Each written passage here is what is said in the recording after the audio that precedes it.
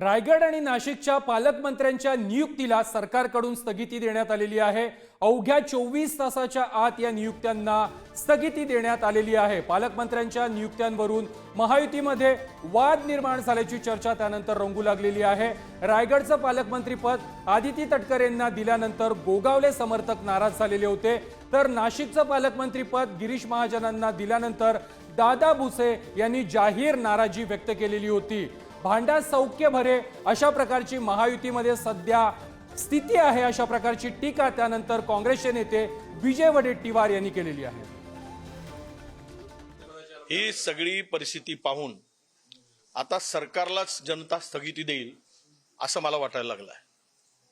काय चाललंय सावळा गोंधळ, प्रत्येक ठिकाणी भांडण, पालकमंत्री नेमताना, मंत्री नेमताना, सरकार गठन करताना भांडणच भांडणं। नांदा म्हणजे सौख्य बरे म्हणतात, आता भांडा सौख्य बरे अशी म्हणायची पाळी आली आहे। भांडा आणि महाराष्ट्राचं वाटोळं करा।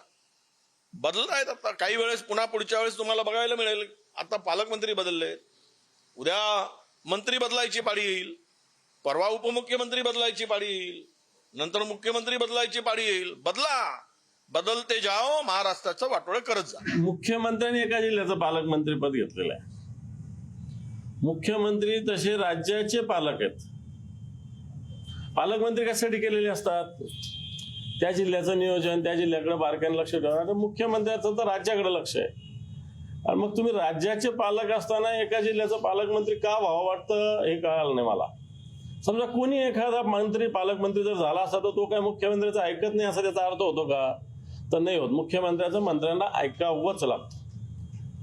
त्यामुळे सहपालकमंत्रीपेक्षा आश्चर्य असं आहे, तुम्ही लोकही त्याच्याकडे लक्ष देत नाही की मुख्यमंत्र्याला पालकमंत्री व्हावं लागतं। अरे मुख्यमंत्री काही करू शकतो ना राज्यात, त्याला पालकमंत्री व्हायची गरज काय? कोणत्या राज्यात, कोणत्या जिल्ह्याचं? मागणी तर आमची आहेच। आमच्याकडे 7 आमदार आहेत, त्यामुळे आमची मागणी पूर्वी होती, आजही आहे आणि उद्याही राहणार आहे।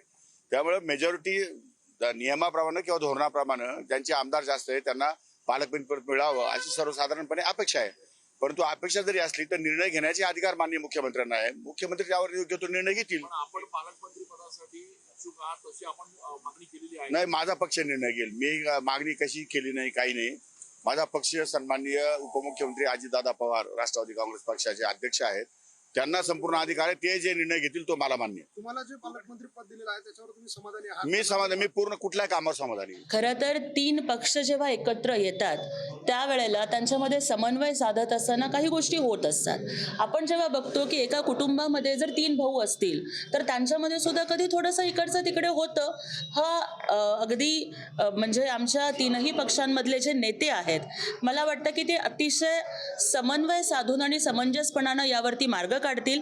दादाजी भुसे साहेब हे शिवसेनेचं एक मोठं व्यक्तिमत्व आहे आणि त्यांनी ज्या पद्धतीनं राज्याची ही जबाबदारी पार पाडली, त्यामुळे नक्कीच त्यांच्याही नेतृत्वाला न्याय मिळेल अशा पद्धतीची आशा एक शिवसैनिक म्हणून आम्हाला वाटतं। भरतशेठ गोगावले साहेबांचा रायगड पालकमंत्री पदाचा, तर त्या बाबतीत सुद्धा आपण पाहिलं असेल तर कालच सुधारित आदेश म्हणजे पालकमंत्री रायगड आणि माननीय पालकमंत्री नाशिक या संदर्भामध्ये स्थगिती माननीय मुख्यमंत्र्यांनी त्या आदेशाला या ठिकाणी दिलेले आणि माननीय मुख्यमंत्री महोदय सध्या दावोस दौऱ्यावरती आहेत। ते दावोस दौऱ्यावरनं परतल्यानंतर माननीय फडणवीस साहेब, माननीय शिंदे साहेब, माननीय अजितदादा हे एकत्र बसतील आणि नक्कीच रायगड आणि नाशिकच्या बाबतीत ते माननीय मुख्यमंत्री परदेश दौऱ्यावरनं परत आल्यानंतर त्याच्यामध्ये सुद्धा समन्वयातनं चर्चा करून निश्चितपणे मार्ग निघेल।